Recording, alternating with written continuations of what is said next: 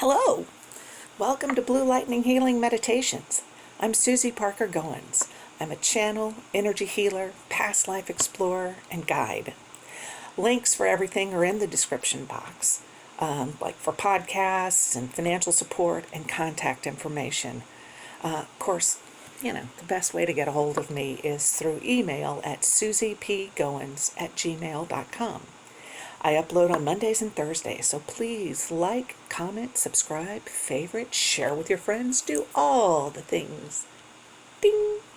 And thanks for your support. At a recent online event, a participant had asked a question, and one of the other practitioners blurted, "Oh, Susie does soul retrieval." I am sure the recording shows my face going all like, "I do?" And knowing me, I said something to that effect too. Hence, today's video. I want to talk about the concepts of soul, soul loss, and soul retrieval. Okay, so what is a soul? You hear the word soul and you think, music, or religion, or philosophy, maybe even neuroscience. Okay. Many ancient cultures thought that the soul was a part of the person. So in Egypt and China, they believed the soul was in two parts. And then there were other cultures who didn't see it as in separate parts.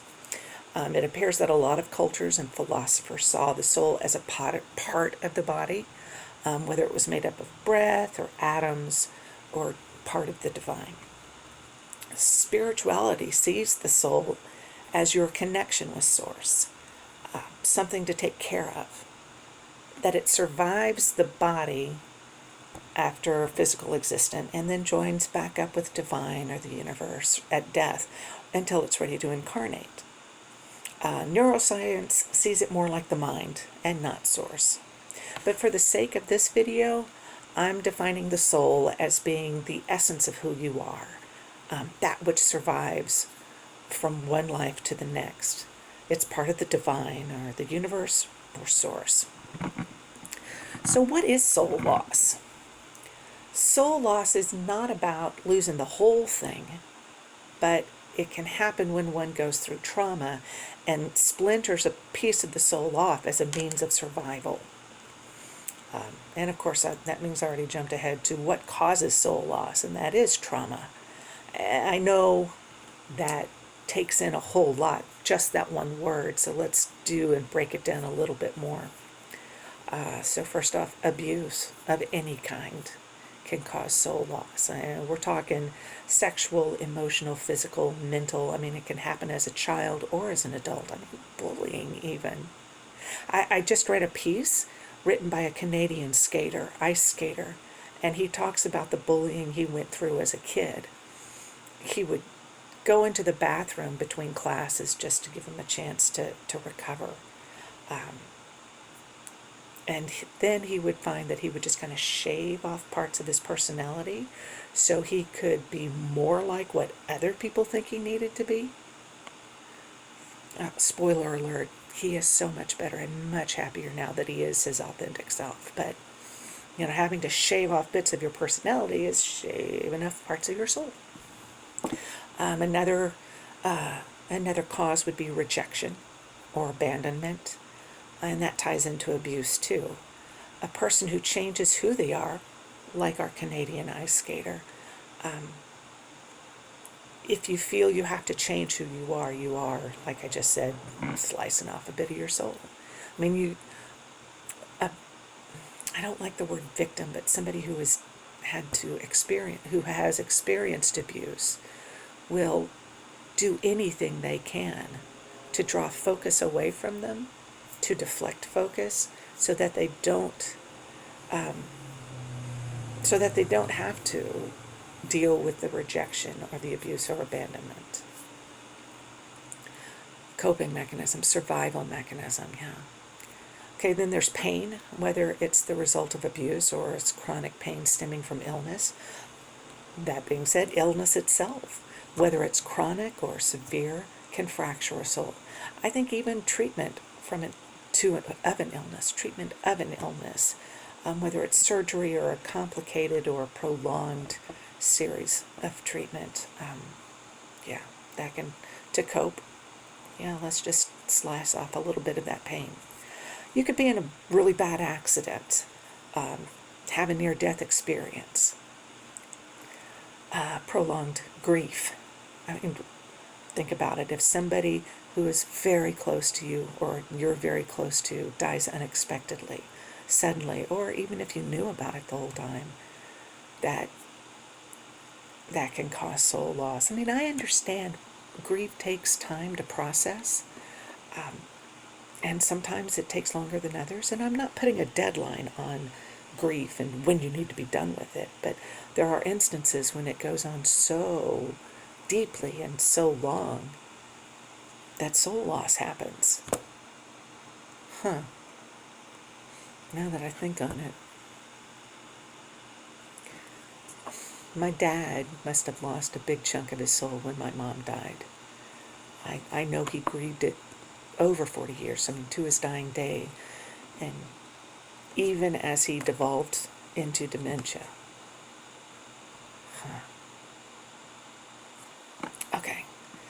Okay, and next, addictions, soul loss from that. I mean, whether it's from drugs or sex, gambling, working, shopping. I mean, it can not only cause soul loss, but it's also a source, it's also considered symptoms of it, which segues so beautifully into the next section. What are symptoms?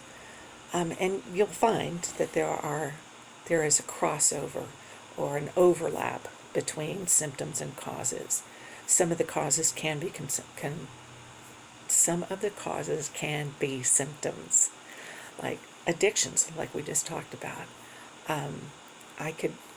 I would ask that any practitioner who wants to go into soul retrieval take the time to go deeply enough so that you can find that point of origin of the trauma, and then it could be in this life or it could be in a past life. Okay, moving on. Depression is a symptom of soul loss. Clients who are dealing with depression have experienced incredible trauma. And I can understand about how setting aside a bit of your soul could help remove pain, could help you survive the pain, if only for a while. Post-traumatic stress disorder, or PTSD. It's the same thing. It happens 4th of July, and there are reminders all over the place of how there are veterans and others who, as they are experiencing PTSD, fireworks can set it off. Sure, being in a war zone? Of course. Yeah, I'd call that trauma. Okay. Another symptom is someone saying that they don't feel complete. And what that is to me is actually putting into words what it feels like to experience soul loss. Your soul is, in fact, incomplete. Now, we talked about addictions, and that is a means of using external stimuli to fill in the gaps left by soul loss. And it can be a vicious cycle, Soul loss results in addictions. The addictions are used to help fill in those bits, and then, oh, look, there's more soul loss, filling it in. So I can see that as it being a really vicious cycle. As the body is a reflection of the soul, let's figure out if chronic illness, I would think chronic illness is a symptom. I mean, I'm not a doctor, nor have I ever played one on TV, and I'm not the one to diagnose anything. But again, if we look for that point of origin, it's a good chance that the soul loss started at the point of the initial trauma, and thereby causing the chronic illness. Something else, you've got a difficulty staying present in your body or are experiencing anxiety. And if you're uncomfortable being in body, or you experience so much anxiety that it might manifest as self-harm or suicidal thoughts, you're looking for a way to get out of the body to possibly rejoin with the soul. Yeah. Other sources I read during research would indicate that being in an abusive relationship can result in soul loss. So I can see the trauma there. Now that I'm sitting here thinking about it, if you're experiencing trauma in an abusive relationship, yes, that's going to result in soul loss. It's believed that abusers have experienced some sort of soul loss. I'm going to change that word in my script right now for future reference. Abusers were probably, on the receiving end of abuse. And if that trauma is left untreated, does it follow that the trauma caused by the initial experience continues further? I've heard it said several times that not victims, but those who have experienced abuse have the potential to continue the cycle, resulting in the abused becoming an abuser. That's a compelling argument to face trauma so you can break the cycle or become aware of it. And indeed, if you're feeling numb or apathetic or dead inside, trauma can lead to a serious disconnect or a lack of engagement of life. And I was trying so hard to keep 2020 out of this, but it's true. I understand that folks have experienced trauma during this time, being so completely drained and just exhausted by what's going on, by the media, and by all the things going on, and that you just want to disengage. I'd love to be up and I would love to completely avoid what's going on and live up in a cave or someplace, but I know I have to be here to help fix things, to help change things. That's what. So I wouldn't be surprised if there is a whole lot of soul loss going on right now. And it feels like we lose just a little bit more every day to help us lessen the pain, to cope, to deal with what's going on. Makes this video even more relevant, even more important for me to post. So, during my research, the name Sandra Ingerman, Ingerman, showed up a lot. She wrote a book called Soul Retrieval, Mending the Fragmented Self. And yes, I've ordered it, and it's going to be on my shelf. Well, I'm going to read it, and then it's going to be on my shelf. But what she says, and I quote, "Anytime someone says, 'I have never been the same since a certain event,' and they don't mean it in a good way, soul loss has probably occurred," unquote. So I don't know if there's a solid way to prevent soul loss from trauma, but there is a process or a ritual or an exercise, and it's called soul retrieval. Soul retrieval. What is soul retrieval, you may ask? It's a shamanic process that reintegrates pieces of a soul. Now, first I want to define or explain shaman and shamanism. The word shaman originates from the Tungus tribe of Siberia, and it means one who sees in the dark. And shamanism is a spiritual practice in which one is called to work with spirits and in different dimensions. They are frequently called wounded healers, which means that they have experienced their own soul loss and retrieval. They are able to travel to the shadow side and encounter, where am I in my script?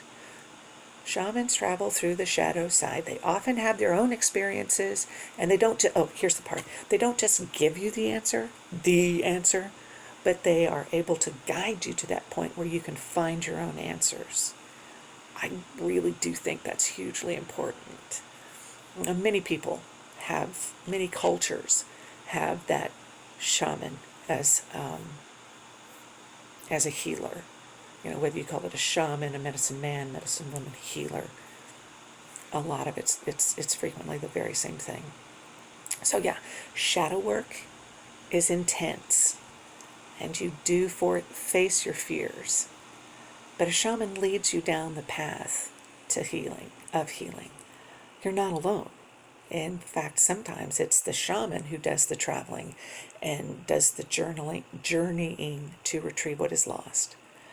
The techniques and rituals can include, but are not limited to, drumming and trance work, chanting, breath work, meditation and visitation and visualization, altered consciousness in a safe and protected environment. Okay, so some practitioners say that a shaman should perform soul retrieval within 3 days of soul loss. But if it happens under circumstances when you're a child and you're an adult, when you finally understand that it happened, soul retrieval is still possible. I don't think there's a statute of limitations on soul loss, its effects, and being able to recover from it. So, what can you do? What are the techniques one can use to recover parts of your soul? Well, you can look at psychotherapy, Jungian and transpersonal psychotherapies. They look at identifying and resolving trauma, spending time in nature. Like I said, I'd love to be in a cave sometimes and just lay down on grass and reclaim that part of myself. I have a lot of friends who have gardens to help them deal with the trauma of the time, or who are so completely revitalized by a hike, moving through grief, moving through trauma that way through actual physical movement in nature is absolutely viable. And then there's shamanic journeying, which I kind of referenced. Working with a shaman, you talk to them about what you want to do, what you want to hope to accomplish. And they will provide you with information to help you prepare for the experience, getting yourself ready for the experience. And that can include, not drinking alcohol or taking drugs that alter your mindset. You set your intention so that you are ready to retrieve soul fragments. You relax, and then the shaman takes the journey.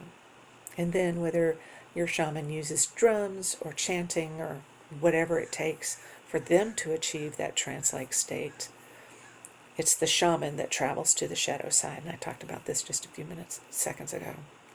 And that's when they encounter all those protectors like monsters or demons or animals, other images that your psyche sets up to protect those chunks of soul that have been out there. It can be done in person, but it can also be done remotely. It's possible. So it's not necessarily something that one would do on Zoom, but you set up a time, you talk about it, and you're both in that state, doing the work, and then coming together afterwards to talk about it. And that's really pared down about what it takes. But because this is Blue Lightning Healing Meditations, I think you can achieve some success by using guided visualizations. It would be the same process of preparing yourself for the journey, setting your intention, giving yourself time and quiet, and then you go with it. So what's the point of retrieving your soul fragments? Honestly, if left unattended, soul loss can leave you open to fall to the symptoms, but you might succumb to addiction or self-harm I understand that depression can suck all of the light out of your light, all of the light out of your life. You don't take care of yourself, or you cut yourself off from the world, and spiraling down sucks all of the joy out of your life. Trying to piece your soul back together may help you rejoin the world, give you, to care about yourself, others. It gives you perspective about your place and role in life. to ground yourself so you see that you are worthy. Your experiences are yours and no one can tell you you didn't live through it. With a more complete soul, you can see the path you have traveled, and yet you can also see a path in front of you. Now, the past doesn't take all of your attention. Soul retrieval shows you that there is a future, gives you hope, if only a little, but enough to encourage you to bring a bit more back every day or every time. I understand it may be really hard work to regain or even gain inner peace, to that sense of wholeness. I mean, believe me, you are worth the effort. And the world is better because you've been here. To be honest, that if this is your first time exploring soul retrieval or looking at your shadow side, I would love to have you have somebody with you. If your trauma is so deep, get help. Whether you work with a mental health care practitioner or a professional or a shaman, get some information, get that support. And more than anything, I want you to understand, please believe me, you're not alone.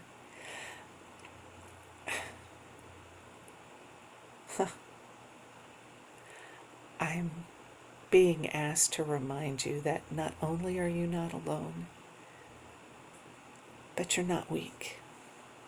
You are strong, and you are courageous for taking on such serious and deep stuff.